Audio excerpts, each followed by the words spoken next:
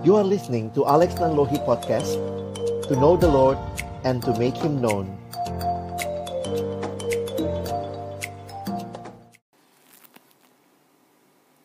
Mari teman-teman semua, sebelum kita membaca merenungkan firman Tuhan, kita berdoa. Bapa di dalam surga, kami datang dalam ucapan syukur sore hari ini. Terima kasih Tuhan, kesempatan kami bersama-sama merayakan Natal. Kami sungguh berdoa biarlah melalui setiap kebenaran firman yang akan kami baca dan renungkan, Tuhan menyatakan kehendak-Mu bagi setiap kami, bagi masing-masing kami, di dalam konteks pergumulan kami, secara khusus di tengah-tengah situasi yang kami alami. Pandemi yang begitu dekat dengan kehidupan kami, dan ini yang juga membuat kami menikmati anugerah Tuhan yang luar biasa untuk setiap kesempatan hidup yang Tuhan berikan. Kami mau menyerahkan waktu ke depan, Tuhan yang memimpin, baik hamba-Mu yang menyampaikan, setiap kami yang mendengar. Tuhan tolong kami semua, agar kami bukan hanya jadi pendengar-pendengar firman yang setia, mampukan dengan kuasa pertolongan dari Roh-Mu yang kudus, kami dimampukan menjadi pelaku-pelaku firman-Mu. Secara khusus, di dalam masa remaja kami, masa muda kami. Di dalam nama Tuhan Yesus Kristus, Sang Bayi Natal yang kami peringati kelahirannya hari ini, kami menyerahkan pemberitaan firman-Mu. Amin.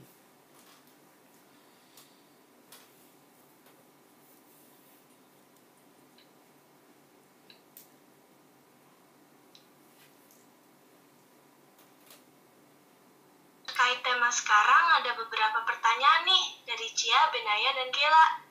Silakan Cia yang pertama.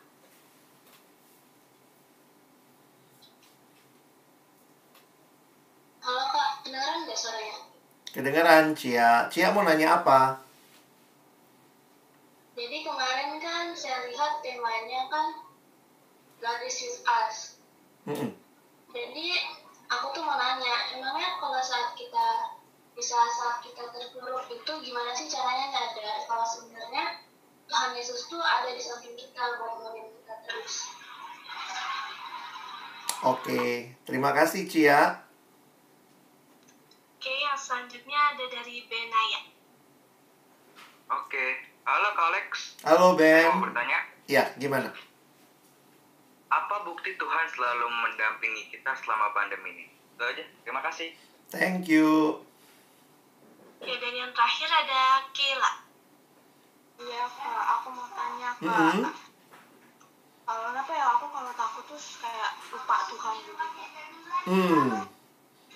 Oke. Makasih Kak. Ya, sama-sama.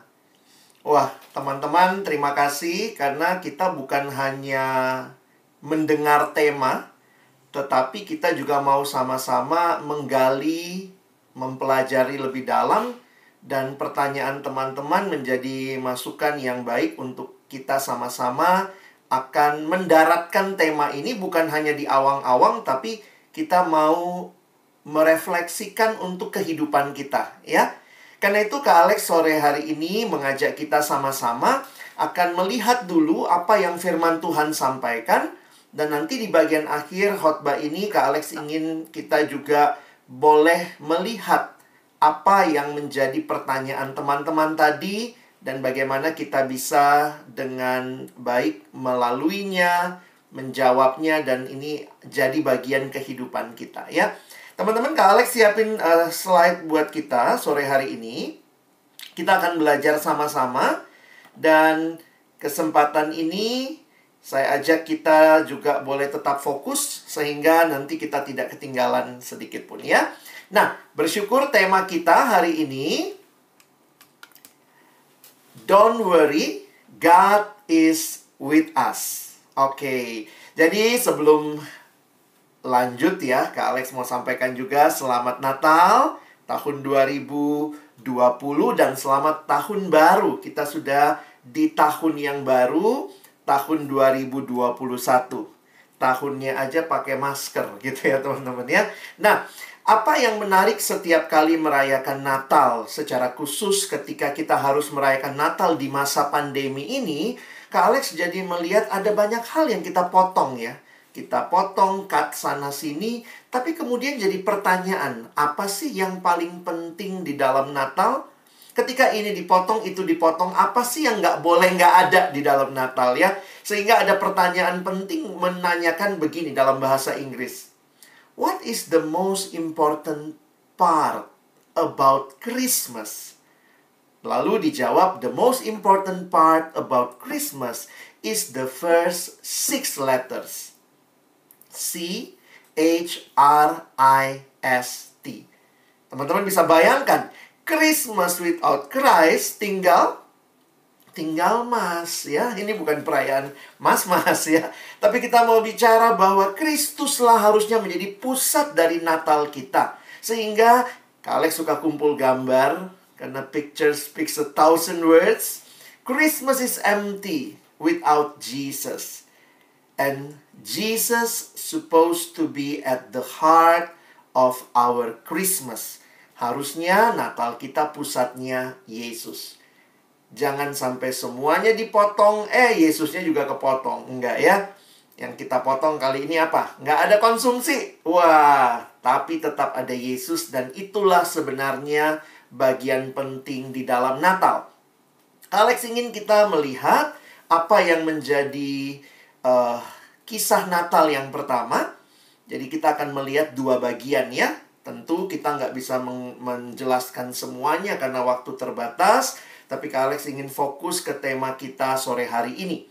Bacaan yang pertama di dalam Lukas pasal yang kedua. Kita akan melihat Lukas 2 ayat 1 sampai 20.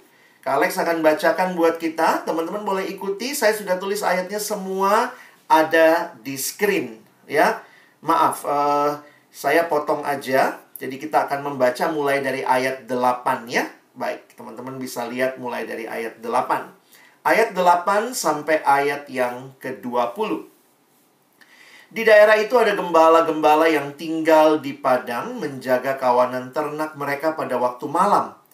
Tiba-tiba berdirilah seorang malaikat Tuhan di dekat mereka, dan kemuliaan Tuhan bersinar meliputi mereka, dan mereka sangat ketakutan. Lalu kata malaikat itu kepada mereka, jangan takut. Kita hari ini pakai temanya mirip ya. Don't worry ya. Jangan takut sebab sesungguhnya aku memberitakan kepadamu kesukaan besar untuk seluruh bangsa. Hari ini telah lahir bagimu juru selamat, yaitu Kristus, Tuhan di kota Daud. Dan inilah tandanya bagimu. Kamu akan menjumpai seorang bayi dibungkus dengan lampin dan terbaring di dalam palungan.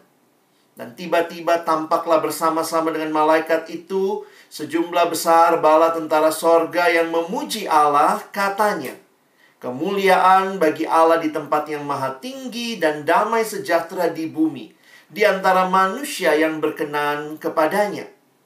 Setelah malaikat-malaikat itu meninggalkan mereka dan kembali ke sorga, gembala-gembala itu berkata seorang kepada yang lain, marilah kita pergi ke Bethlehem untuk melihat apa yang terjadi di sana, seperti yang diberitahukan Tuhan kepada kita. Lalu mereka cepat-cepat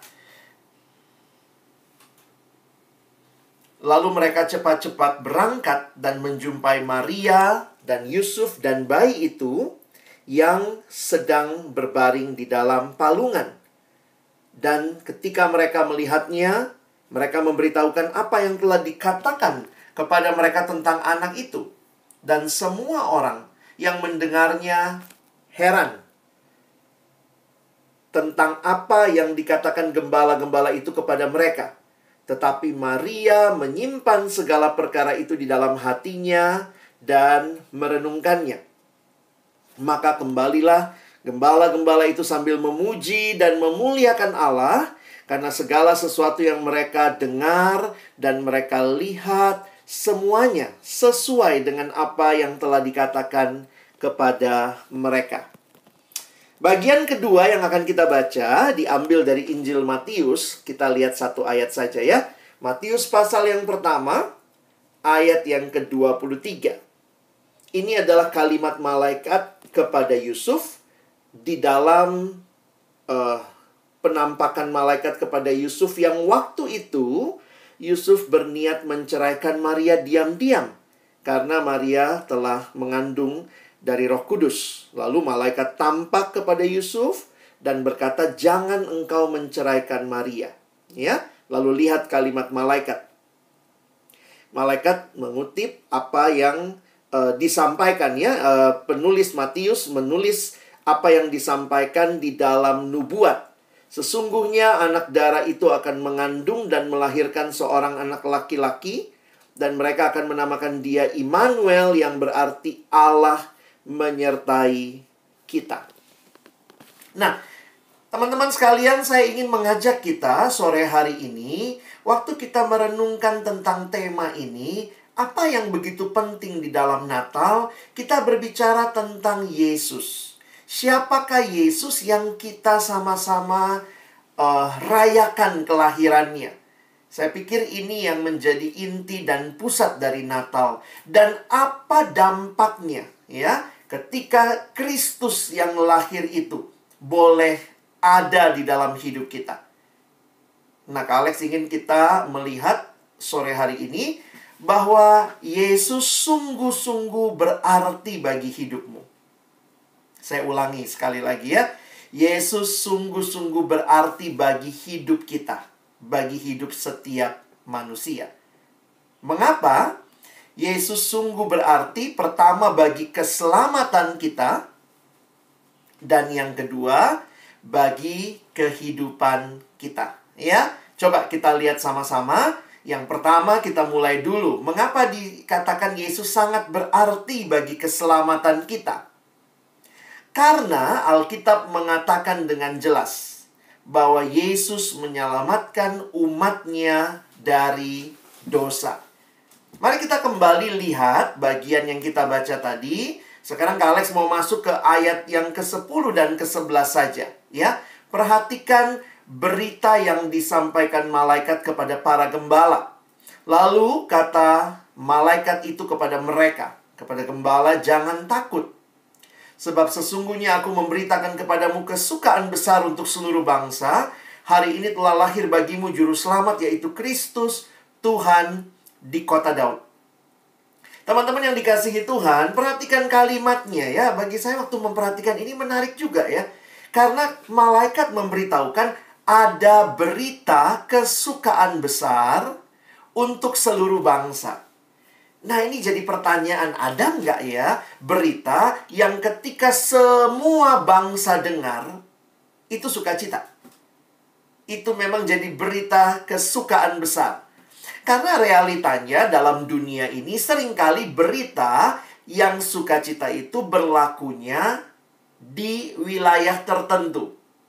Nah, contoh misalnya ya, kalau kalian suka bola misalnya, anggaplah ada Manchester United, ya, MU menang tandingnya lawan siapa? Manchester City. MU lawan Manchester City, menang MU. Nah, pertanyaannya begini, itu berita sukacita atau bukan?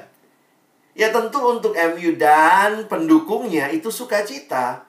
Tapi untuk Manchester City, ya itu nggak sukacita. Jadi logikanya begini, setiap kali bicara berita sukacita, jarang loh berita sukacita itu untuk semuanya.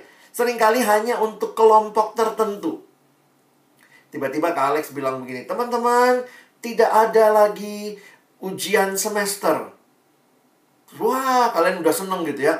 Saya bilang, tunggu dulu nih, beritanya di Papua, misalnya gitu ya. Tidak ada ujian semester, tapi itu di Papua. Jadi itu berita sukacita di sana, tapi bukan sukacita di sini. Nah, pertanyaannya, apakah berita sukacita besar ini? Karena di dalam bahasa aslinya dipakai istilah evangelion atau good news, atau yang kita seringkali terjemahkan gospel. Inilah berita kesukaan besar. Dan ingat, bukan untuk sekelompok orang, tapi untuk seluruh bangsa. Dan perhatikan, kenapa ini jadi berita kesukaan besar? Karena malaikat berkata, "Hari ini telah lahir bagimu Ada 3 nama yang muncul di situ ya. Juru selamat, Kristus, Tuhan. Nah, saya ingin mengajak kita perhatikan yang juru selamatnya aja gitu ya. Mengapa kelahiran juru selamat ini adalah berita sukacita? Teman-teman, kita perlu memahami, seringkali untuk memahami berita sukacita, mungkin kita perlu tahu dulu, apa sih berita duka citanya? Jadi ketika berita sukacita datang, maka kita jadi sadar, iya nih, ini benar-benar sukacita. Coba Kak Alex kasih contoh begini. Kalau kalian misalnya tidak sadar kalian sakit, kalian nggak sadar kalian sakit, maka 1000 pun dokter berbaris di depanmu, kamu nggak merasa apa-apa. Itu bukan berita sukacita. Kenapa? Gua nggak sakit kok. Tapi kalau kamu sadar kamu sakit, satu dokter itu, wah berharga banget, wah tolongin saya. Ini good news. Jadi seringkali ketika orang menyadari bad news-nya, maka ketika ada good news, itu benar-benar good buat mereka. Nah, sekarang pertanyaannya, apa bad news yang melanda dunia? Wah, jadi kalau kita mau bicara, beritanya kan berita sukacita besar untuk seluruh dunia. Tapi pertanyaannya, apa bad news-nya untuk seluruh dunia? Sehingga waktu itu datang, itu benar-benar jadi good news. Di dalam Alkitab, kita diberitahu bahwa berita duka cita terbesar itu bukanlah bicara corona. Meskipun corona itu adalah pandemi, banyak juga orang-orang yang meninggal dunia karena corona. Tapi ternyata berita duka cita terbesar menurut Alkitab bukanlah virus corona. Alkitab berkata berita duka cita terbesar sepanjang masa adalah dosa. Roma pasal 3 ayat 23 mengatakan karena semua orang, tanpa kecuali ya, semua orang telah berbuat dosa dan telah kehilangan kemuliaan Allah. Teman-teman, perhatikan ayat ini baik-baik. Waktu Kak Alex merenungkan ayat ini, saya jadi sadar ya. Ternyata sin is the real pandemic. Dosa inilah pandemi yang sesungguhnya. Betul kita bilang corona itu pandemi, tapi perhatikan terjadi di banyak tempat di dunia, tapi kan nggak semua orang kena corona. Sementara kalau bicara dosa, tidak ada yang luput. Mau dia tua, muda, miskin, kaya, berpendidikan, kurang berpendidikan, laki-laki, perempuan, Alkitab berkata, semua orang telah berbuat dosa dan telah kehilangan kemuliaan Allah. Lebih lanjut, Paulus menggambarkan dosa seperti seorang tuan yang memperbudak. Jadi dosa sifatnya membelenggu. Nah, kalau kalian perhatikan, kelihatan dengan jelas bagaimana hidup di dalam dosa itu hidup yang membelenggu, teman-teman. Ada orang yang dibelenggu oleh pornografi, ada yang dibelenggu oleh rokok, ada yang dibelenggu oleh narkoba, ada yang dibelenggu oleh sakit hati, susah mengampuni, ada yang dibelenggu dengan iri hati, asal lihat orang punya apa, munculnya iri hati. Nah, bayangkan, dosa digambarkan seperti tuan. Jadi dosa dipersonifikasi. Seperti seorang tuan yang sedang punya budak. Makanya Paulus menggunakan istilah, kamu dahulu hamba dosa. Dosa menjadi tuanmu. Dan tidak heran, Alkitab mencatat, akhir kisah dari hidup di dalam dosa. The bad news. Upah dosa ialah maut. Roma 6 ayat 23a mengatakan sebab upah dosa ialah maut. Inilah kisah yang terjadi dengan the real pandemic, yaitu sin. Bahwa dosa, kalau corona tidak semua kena, ya ada yang selamat, ada yang sehat lagi. Tapi dosa melanda semua manusia dan berakhir pada maut. Tetapi Tuhan kita, Tuhan yang punya rencana yang indah. Karena itu ingat, ya kadang-kadang kita kalau hafal ayat gitu ya. Roma 6 ayat 23. Sebab upah dosa ialah maut. Jangan lupa teman-teman. Itu Roma 6 ayat 23a. Makanya kalau hafal ayat mesti utuh ya. Nah, Roma 6 ayat 23 secara utuh ayatnya menarik sekali. Sebab upah dosa ialah maut, tetapi. Di Alkitab kalau ketemu kata tetapi penting tuh belakangnya ya.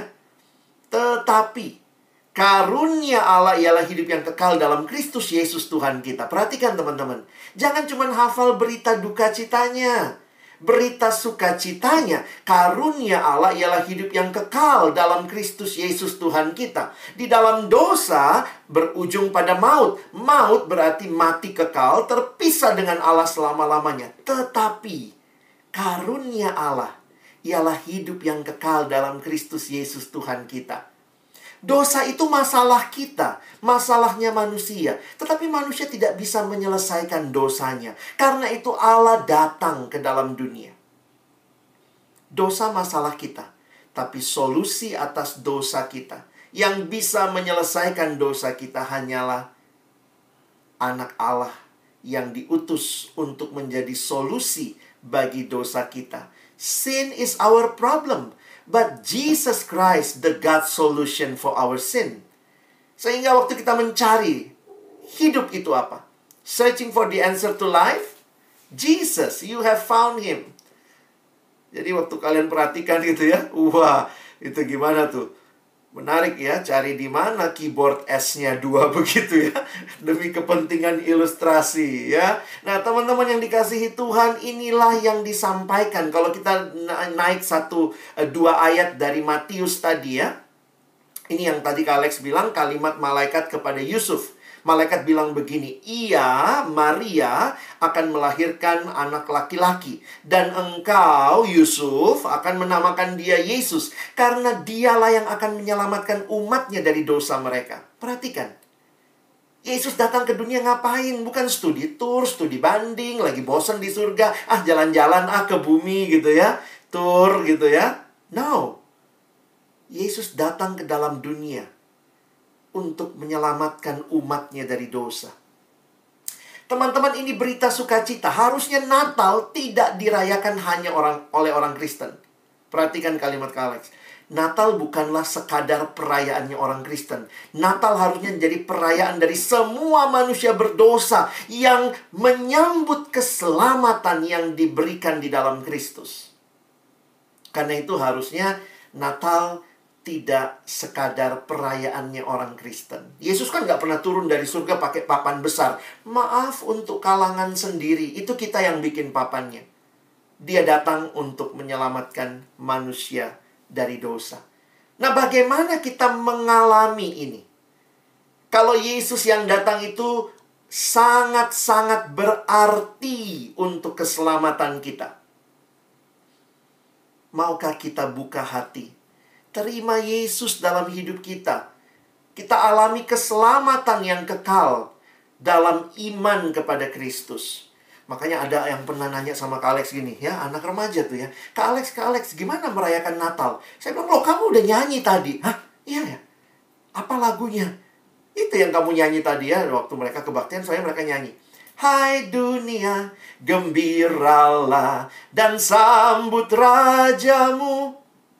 Di mana sambutnya? Di hatimu, terimalah. Natal bukan sekadar sebuah acara, perayaan, ada bayi Yesus yang lahir, katanya dia menyelamatkan dunia. Tapi mari buka hati, terima dia dalam hidup kita. Alami keselamatan yang diberikan di dalam Kristus. Dan ketika engkau alami keselamatan itu, maka ingat, kalau Yesus yang datang menyelamatkan engkau dari dosa, maka engkau tidak lagi hidup dalam belenggu dosa. Teman-teman, ada komitmen untuk berubah. Ada kerinduan mulai membaca, merenungkan firman Tuhan. Bangun hidup yang berakar dalam firman. Bangun hidup yang bertumbuh dalam komunitas. Teman-teman, ada komunitas remaja seperti ini. Kita mau bertumbuh bersama-sama. Miliki kerinduan untuk hidup berbeda dengan dunia. Ketika dunia membiasakan diri dengan nyontek, kita bilang, no, itu bukan gaya hidupku. Cara belajarmu harus berbeda. Kalau engkau belajar, ini masa pandemi ya, kadang-kadang Kak Alex juga sadar, buat siswa itu sulit. Bukan cuma buat siswanya, gurunya juga kesulitan ya. Apalagi di tengah-tengah situasi seperti ini. Tapi kalau kita mengalami karya Kristus, saya mengatakan kita diberikan kekuatan, kemampuan, bukannya terpuruk dengan kondisi. Teman-teman, bagi anak-anak Tuhan, saya yakin Tuhan rindu engkau dan saya bukannya tenggelam dalam kondisi yang suram. Mari kita belajar untuk mengatasi berbagai pergumulan ini. Tetap belajar memberi yang terbaik di dalam studi kita. Tentu ini pergumulannya, ini bukan kondisi normal. Tidak semua suka seperti ini. Tapi kita pun belajar untuk tetap memberi yang terbaik. Kalau saya sungguh mengalami Natal, yang lahir adalah Juru Selamat yang membebaskan aku dari dosa, maka aku tidak akan tinggal dalam kemalasan. Aku tidak akan tinggal di dalam keputusasaan. Karena aku punya Kristus. Cara studi kita berbeda, cara bergaul juga begitu ya. Banyak anak muda sekarang sibuk melakukan apa yang dia mau. Tapi pertanyaannya, itukah yang Tuhan mau? Tentu, banyak hal dalam hidup kita harus terus evaluasi. Tuhan, apakah ini menyenangkan hatimu? Jangan sampai hidup masa muda kita menjadi hidup yang mempermalukan Tuhan. Seharusnya kita hidup mempermuliakan Tuhan. Tipis bedanya ya. Periksa hidupmu. Kalau Natal sungguh kamu alami, bukan lagi kau diikat dalam dosa, bukan pergaulan yang buruk, bukan membuli orang. No. Bukan mempermalukan Tuhan dengan hidup kita, tapi mempermuliakan Tuhan. Kalau teman-teman membangun relasi kasih ya, dalam masa-masa kalian bertumbuh, kadang-kadang ada gejolak, senang sama orang tertentu. Ya, ini relasi-relasi yang harus dibangun dalam kekudusan.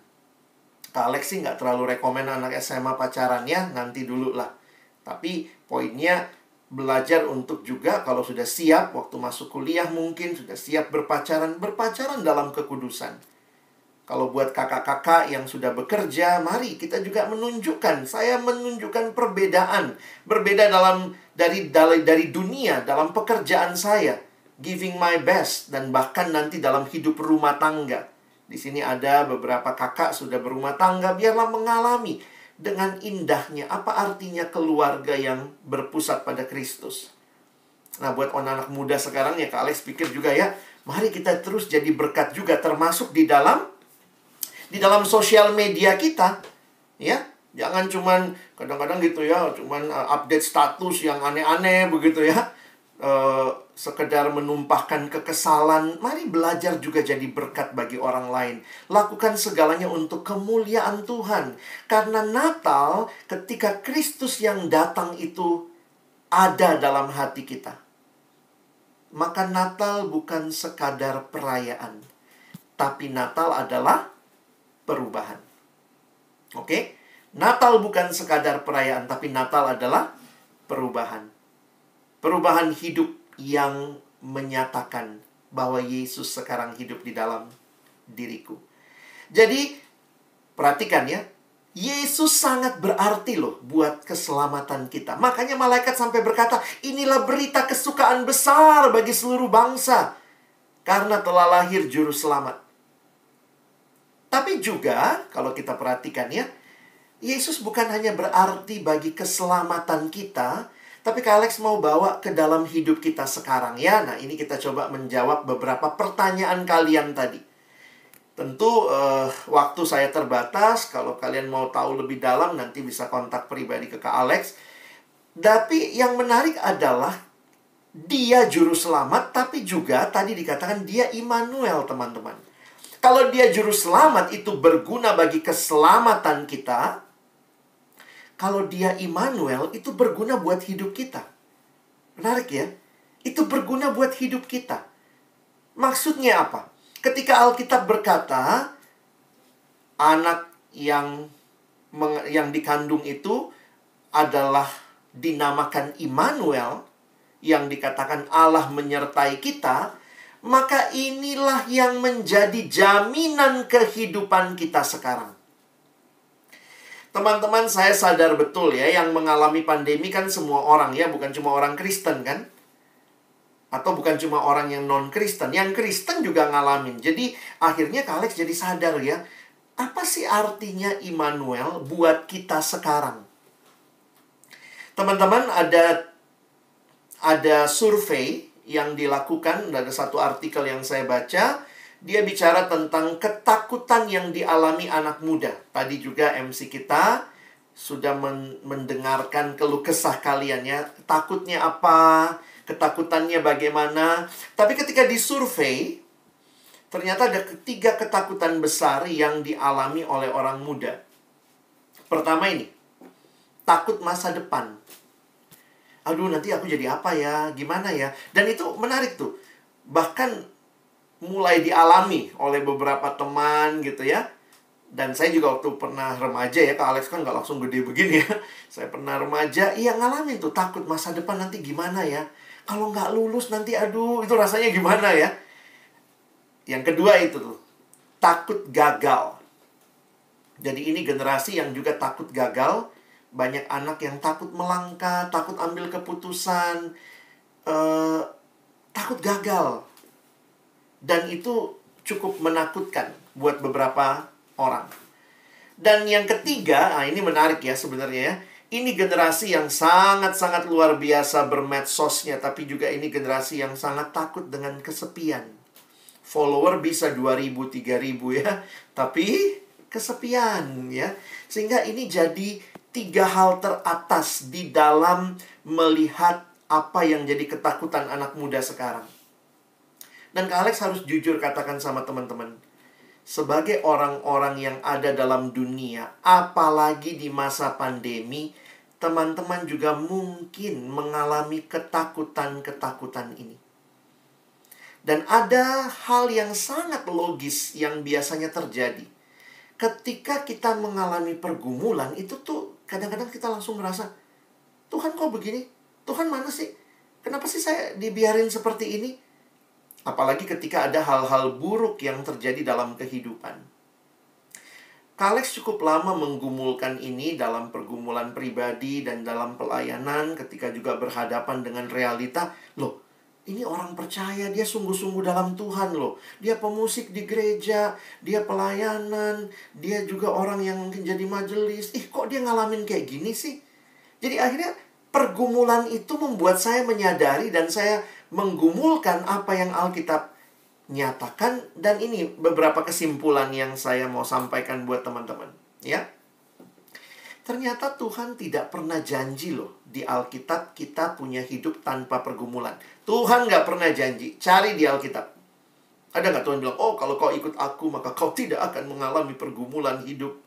Nggak ada. Tuhan nggak pernah janji kayak gitu teman-teman. God never promises that we will never face struggles or problems. Bukan itu janji Tuhan. Berarti orang Kristen ngalamin pergumulan? Yes. Bahkan sebuah kalimat menarik dari seorang sahabat dalam khotbahnya, dia mengatakan, ingat baik-baik. Kalau saudara dan saya mau ikut Yesus, ingat Yesus yang engkau dan saya ikuti. Dia Yesus yang lewat jalan salib. Jalan yang penuh pergumulan. Dia bukan Yesus yang lewat jalan tol. Kadang-kadang kita mau jadi orang Kristen yang tidak alami pergumulan. Tuhan, saya ikut Tuhan, maka saya tidak mengalami pergumulan. Sehingga waktu mengalami pergumulan, biasanya menyalahkan, mana Tuhan? Saya sudah ikut Tuhan, kenapa Tuhan ini terjadi pada diri saya? Kita diingatkan bahwa kehidupan kekristenan kita, kehidupan bersama dengan Tuhan, di dalam dunia yang sudah jatuh dalam dosa, kita mungkin mengalami pergumulan. Ya, jangan berpikir kita tidak mengalami pergumulan. Lalu kalau begitu apa indahnya hidup Kristen? Dia ngalamin pergumulan, dia nggak percaya Tuhan alami pergumulan. Saya percaya Tuhan alami pergumulan juga. Apa bedanya, Kak? Ngapain mesti jadi Kristen? Perbedaannya apa? Perbedaan yang sangat mendasar bukan mengalami pergumulan atau tidak, karena semua orang mengalami. Tetapi perbedaan yang menarik adalah janji Natal itu. Immanuel. Allah menyertai kita. Berarti Allah berjalan bersama kita juga di dalam pergumulan-pergumulan kita. Wah teman-teman, ini jadi satu perenungan mendalam buat Kak Alex di awal tahun ini. Kalau Tuhan beserta kita, berarti ada nggak Tuhan di pandemi? Ada nggak Tuhan dalam pandemi sekarang? Dia menyertai kita nggak? Karena kenapa? Seringkali kita seperti yang ditanyakan tadi. Kalau lagi ngalamin seperti ini, langsung bilang, Tuhan di mana engkau? Padahal realitanya Tuhan sedang berjalan bersama kita, teman-teman. God walks with us in our struggles. Jadi apa yang indah dari hidup Kristen? Yang indah bukanlah hidup tanpa pergumulan, tetapi hidup yang bersama dengan Kristus. Hidup yang berjalan dengan Kristus. Itulah keindahan hidup rohani kita. Life is a journey with Jesus. Nah, karena itu kalau teman-teman perhatikan, perjumpaan para gembala dengan Yesus itu membuat mereka mengalami perubahan mendasar. Tapi perubahan mendasarnya apa? Coba lihat ya kalimat Alkitab. Sebentar. Maka kembalilah gembala-gembala itu sambil memuji dan memuliakan Allah karena segala sesuatu yang mereka dengar.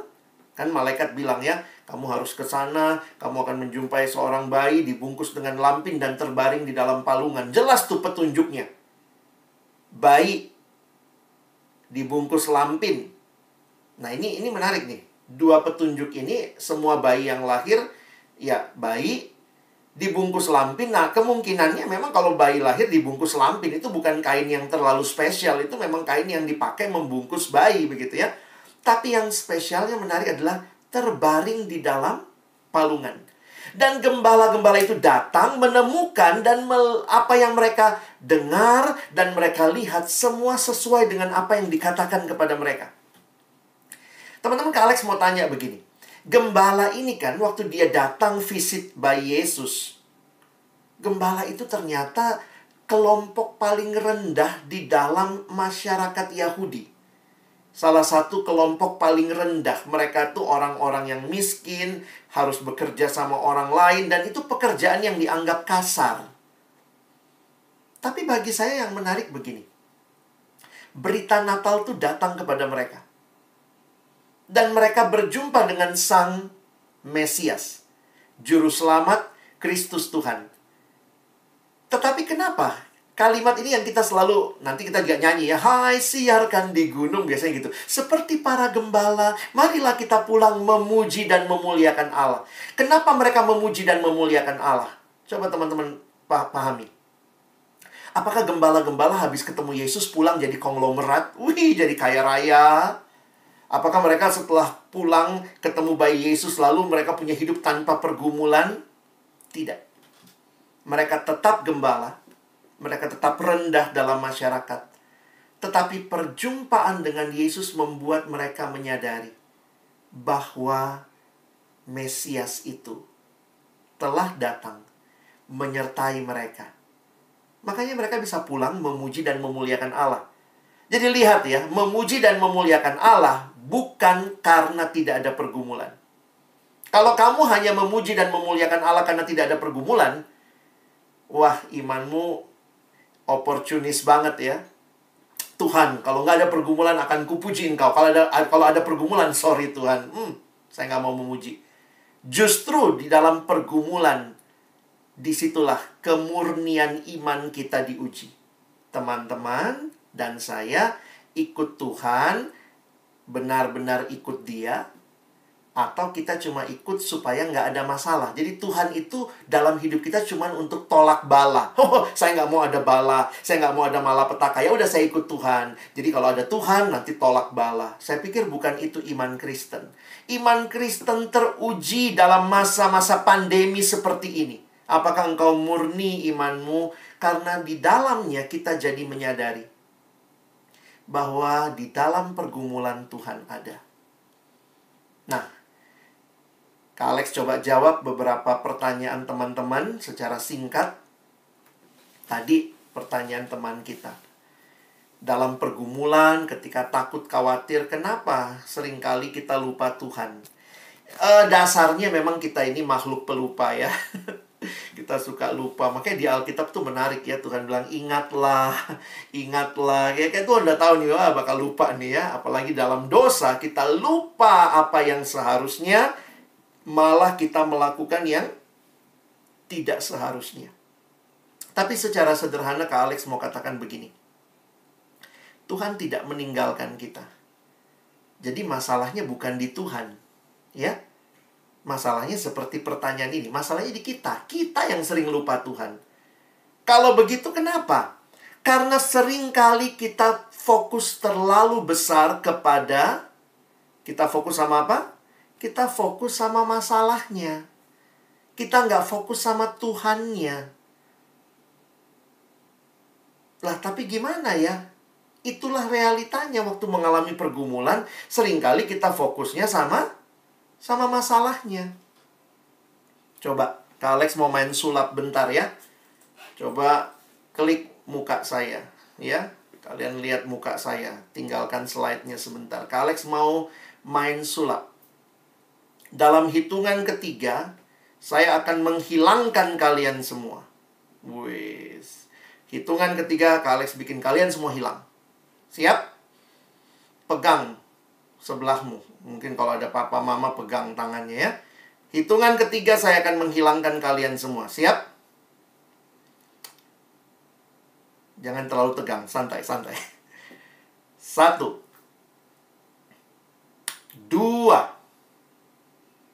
3. Kalian semua hilang. Kata anak sekarang jayus banget ya. Garing. Cuma Kak Alex ingin menyatakan kebenaran dari ilustrasi ini. Seringkali engkau dan saya lupa Tuhan atau merasa Tuhan tidak hadir karena kita terlalu fokus sama masalah kita yang besar. Perhatikan, ketika engkau dan saya fokus pada masalah kita yang besar, jangan heran kita tanya, di mana Tuhan? Di mana Tuhan? Karena fokus kita kepada masalah kita. Tapi kalau kamu fokus kepada Tuhan yang besar, ada masalah? Ada. Jangan bilang nggak ada ya. Ada masalah? Ada. Tapi kecil. Karena kita fokus sama Tuhan yang besar. Tuhan sudah bilang, aku menyertai kamu. Teman-teman, Tuhan itu bukan tukang bohong ya. Kayak teman kita janji, iya ntar besok gue traktir deh. Pas pandemi, puji Tuhan, gue gak usah traktir dia deh. Enggak, Tuhan itu bukan tukang bohong.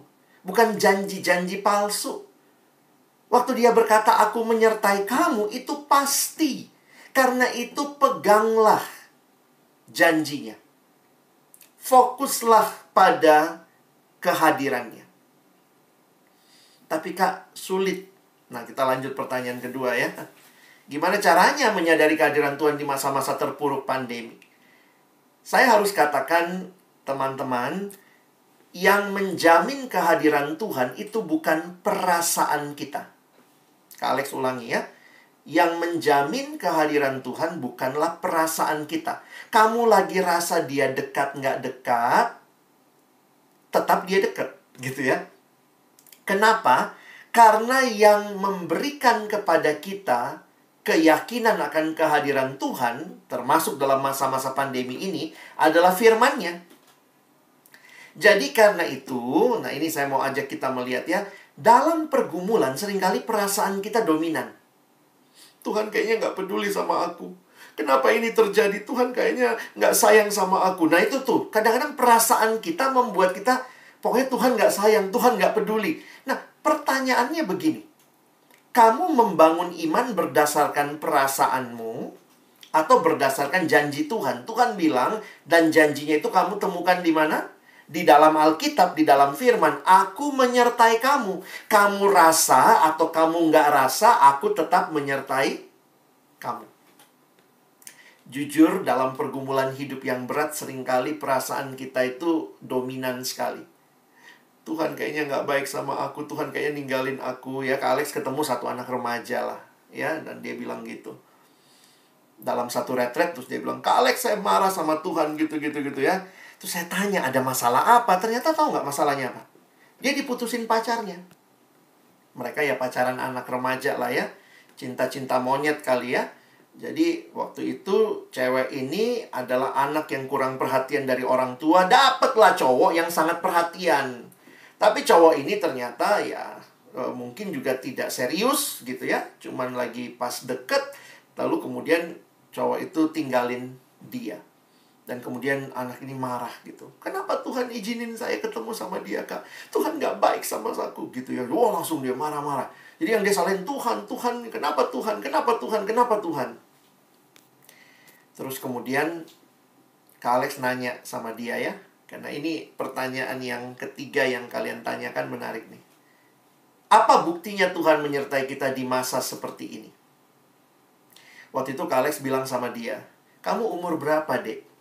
Dia bilang, saya umurnya 15 tahun. Oh, oke. Nah, Kak Alex bilang sama dia, dari kamu umur 0 sampai umur 15 ini, kamu alami nggak kebaikan Tuhan? Diam dia. Ya, alami sih, Kak. Apa saja kebaikan Tuhan? Ya, aku bisa lahir, aku bisa hidup, punya orang tua, bisa sekolah. Iya ya. Nah, saya bilang, baru 1 minggu kamu putus. Lalu kamu marah sama Tuhan. Lalu bilang Tuhan gak baik, Tuhan gak peduli, Tuhan gak menyertai. Saya bilang sama dia, 1 minggu pengalamanmu menghapus semua hal yang sudah kamu alami bersama Tuhan 15 tahun loh. Jadi waktu saya bicara seperti itu, nampaknya dia baru sadar, iya ya. Hati-hati teman-teman, memang mungkin sekarang kamu dalam pergumulan yang berat. Lalu kamu tanya, mana buktinya Tuhan menyertai? Karena dalam pergumulan ini kamu sulit melihat mana bukti penyertaan Tuhan. Tapi ingat lagi, kamu umur berapa? Sebenarnya kita masih bisa nafas saat ini. Itu bukti nyata penyertaan Tuhan. Jadi, biarlah kita tidak lupa. Penyertaan Tuhan tidak perlu dibuktikan, tapi perlu dialami. Karena kalau kita membuktikan, apa gunanya? Buktikan penyertaan Tuhan. Terus, Tuhan bilang, aku sudah menyertai kamu. Dan aku tidak meninggalkan kamu. Dan di dalam situasi hidup, manusia itu punya musim hidup. Dari lahir, masa kecil, masa dewasa, masa berumah tangga, tua, lalu kemudian nanti salah satu meninggal, sampai meninggal dua-duanya. Teman-teman ingatlah, Tuhan senantiasa menyertai kita. Kak Alex kehilangan papa tahun lalu. Papa saya meninggal karena sakit sudah tua. Tapi dalam masa COVID ya, jadi wah itu kayak takut juga gitu ya. Waktu mau bawa ke rumah sakit, takut nanti dia kena COVID. Malah jadi akhirnya tapi puji Tuhan di rumah sakit udah tes, semua dirawat, tidak COVID. Tapi akhirnya meninggal. Dan di situ saya jadi menyadari begini teman-teman ya. Saya sering mengkhotbahkan Tuhan hadir, Tuhan menyertai. Tapi jujur, secara pribadi, ketika saya mengalami pergumulan kesedihan yang dalam, dan di situ kemudian saya berseru kepada Tuhan. Saya bilang, Tuhan tolong saya. Hiburkan saya, hiburkan keluarga kami, gitu ya. Teman-teman, itu jadi satu penghiburan yang luar biasa loh. Kadang-kadang kalau orang bilang gini, ya lu kalau butuh sesuatu ya datanglah, bicara sama Tuhan, berdoa sama Tuhan. Kadang-kadang kita bilang klise banget sih, ada pergumulan doa, minta sama Tuhan.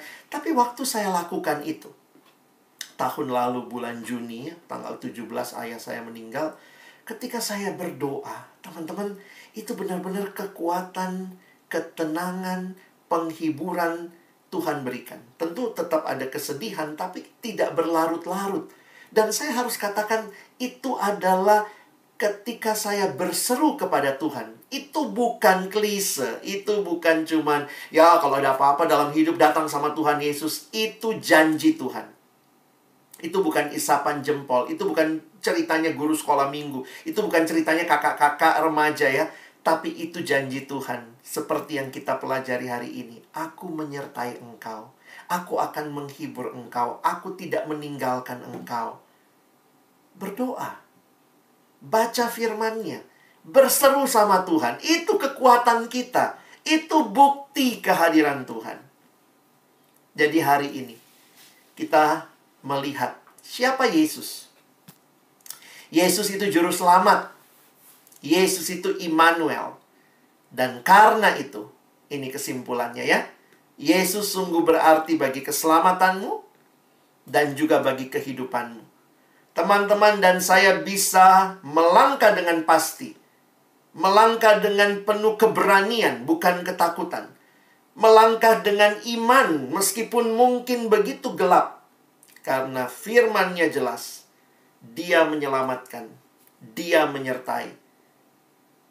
Karena itu kita bisa pulang dan alami tema kita ya. Don't worry. God is with us. Ini bukan sekadar tema remaja Natal kita sore hari ini. Ini firman Tuhan, teman-temanku. Dan Tuhan yang berjanji. Dia Tuhan yang menepati. Apapun pergumulanmu, berseru pada Tuhan. Dia dekat. Dia Immanuel. Amin. Mari teman-teman yang dikasihi Tuhan. Kalau engkau sungguh mengalami Natal, alamilah kehadiran Sang Juru Selamat di hatimu. Alamilah penyertaan Sang Immanuel. Seperti terang yang datang, menerangi kegelapan. Maka kita pun akan mengalami itu. Ketika kita buka hati kita kepada Tuhan. Dan ketika engkau diterangi hatimu, maka biarlah melalui hidupmu terpancar juga terang kepada dunia ini. Dunia yang sedang ada dalam kegelapan. Dunia yang sedang mengalami ketakutan. Dunia yang sedang mengalami kegelisahan. Karena pergumulan dosa dan juga pandemi ini. Mari orang-orang Kristen yang adalah terang dunia, hadirlah. Bawa terang Kristus bagi dunia ini. Supaya bukan engkau saja yang mengalami don't worry, God with us. Tapi biarlah orang-orang yang punya pergumulan dalam dunia juga boleh berjumpa dengan Sang Immanuel dan boleh hidup di dalam kasih dan kehendak Tuhan. Simbolisasi penyalaan lilin setiap Natal kita lakukan menandakan terang itu telah datang. Terang itu menerangi hati yang gelap. Terang itu menyinari dunia yang gelap. Mari kita refleksikan hal ini. Kalau engkau mau ambil komitmen membuka hatimu bagi Yesus, berdoalah secara pribadi. Ketika kita akan menyalakan lilin, biarlah kita kembali mengingat terang yang telah datang itu. Dan jangan berhenti sampai di situ. Jadilah terang, membawa terang Allah bagi dunia ini. Mari kita masuk dalam momen refleksi penyalaan lilin ini. Dan kita akan bersama-sama menaikkan pujian Oh Holy Night.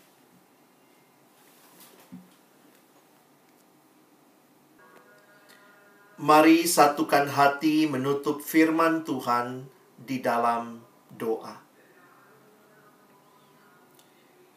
Kami bersyukur kepadamu ya Tuhan, karena hari ini kembali kami belajar kebenaran-Mu, janji firman-Mu ya Tuhan, bahwa Engkau yang lahir adalah berita sukacita besar bagi seluruh bangsa. Karena kami hidup di dalam dosa, kami butuh juru selamat. Kami hidup di dalam ketakutan. Kami butuh Immanuel. Dan Yesus, Engkaulah Sang Juru Selamat kami. Ya Yesus, Engkaulah Sang Immanuel. Kami bisa melangkah menapaki hari-hari hidup kami. Seperti tema yang kami gumulkan bersama sore hari ini. Don't worry, God is with us. Biarlah ini menjadi kenyataan kehidupan masa muda kami. Kami yang bergumul dengan studi kami, kami berseru kepada Tuhan. Kami menikmati kekuatan dari Tuhan.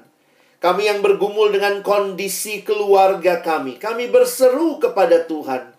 Kau dekat dan Kau memberikan pemulihan bagi keluarga kami. Kami yang bergumul dengan dosa-dosa kami berseru kepada Tuhan dan Tuhan memberikan kekuatan bagi kami untuk berkata tidak kepada dosa dan ya hanya kepadamu. Kami yang bergumul dengan masalah kesehatan karena pandemi ini, kami berseru kepadamu Tuhan, dan kami mengalami pemulihan dari Tuhan.